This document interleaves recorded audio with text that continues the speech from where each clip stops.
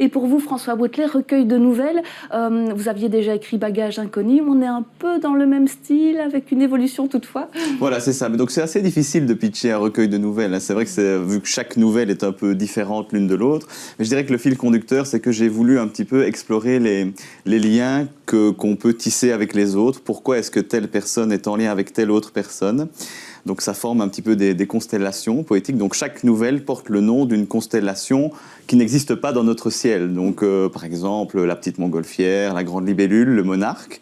Et donc en fait ces constellations vont être confrontées à l'imprévisible, à quelque chose un accident ou un deuil ou une absence ou une rupture. Et donc l'idée c'est d'un peu explorer, de voir comment est-ce qu'on peut comment est-ce qu'on réagit par rapport à ça? Est-ce que la constellation reste la même? Est-ce qu'elle porte le même nom? Comment est-ce qu'on garde le lien malgré tout, même s'il est brisé? Donc voilà, on est plus sur des thématiques un peu plus sombres que Bagages inconnus, même si Bagages inconnus n'était pas très drôle à la base déjà, mais voilà, ici on est encore un peu plus dans la profondeur des relations humaines et de l'émotion, quoi. Et pour vous, Lynn, quel regard avez-vous porté sur le recueil de nouvelles de François? Puisque là, évidemment, c'est un style de lecture différent, puisque ce sont des nouvelles parfois de quelques pages et parfois très courtes aussi. Oui, mais j'ai bien aimé, beaucoup aimé, et en fait, je trouve que c'est très difficile d'écrire un recueil de nouvelles. Les nouvelles, c'est un genre très exigeant, hein, parce qu'on dit « oh, c'est court, c'est facile », c'est tout à fait faux. Je pense que le nombre de contraintes qui sont autour d'une nouvelle, la densité, les personnages qui sont très, très rares, et les émotions qu'il faut faire passer, la chute, la fameuse chute, et je trouve que vous êtes très fort en chute, si Merci. je puis dire. Merci. Dans le sens où plusieurs nouvelles, je les ai commencées, je me suis installée en croyant que le personnage allait vivre de telle ou telle manière, allait faire telle chose, et puis en quelques pages, c'est la surprise et on bascule dans tout à fait différent. Si je peux me permettre de parler d'une qui m'a notamment surprise, c'est une nouvelle où un personnage un peu paysan ou presque va, semble-t-il, recevoir un massage et va être un petit peu mal à l'aise, un peu pudique, et on avance avec lui, on se dit tiens, que va-t-il faire là-bas? Et cette personne qui prend soin de lui, en fait, est une personne qui prend soin de son corps post-mortem. Je ne révélerai pas d'autres choses parce qu'il y a plein de choses il faut laisser le lecteur découvrir. Mais on est surpris, et je pense que ça, c'est une des bases de la nouvelle, réussir à surprendre le lecteur en très peu de temps.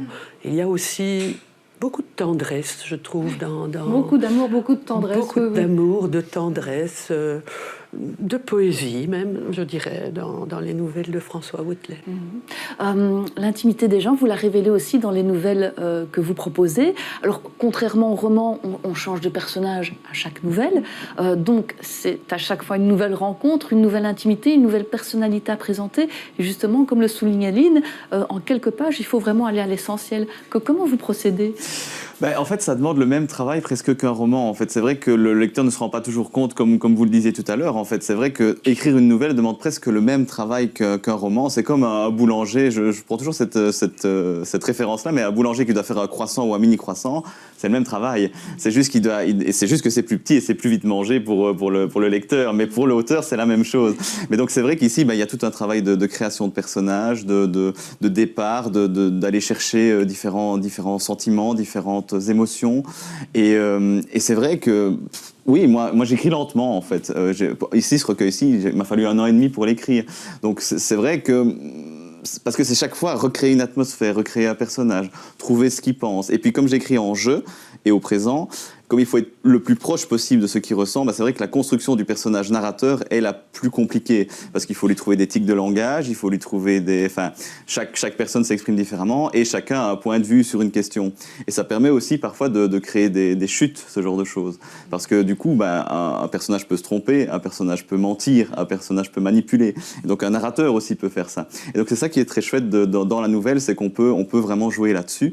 Et moi j'aime bien ça en fait. On est un peu entre entre les deux. On est entre la nouvelle, la poésie, presque un album de musique aussi, parfois. Enfin, j'essaye... C'est difficile de décrire son propre style, en fait. Je préfère laisser les autres le faire. Mais moi, en tout cas, j'essaye de... Oui, ce sont des poésies longues ou bien ce sont des histoires courtes. Je sais pas trop, je suis entre les deux. J'écris comme ça me vient. Il y a une sorte de progression dans ces nouvelles. Moi, c'est comme ça que je l'ai ressenti en lisant le recueil.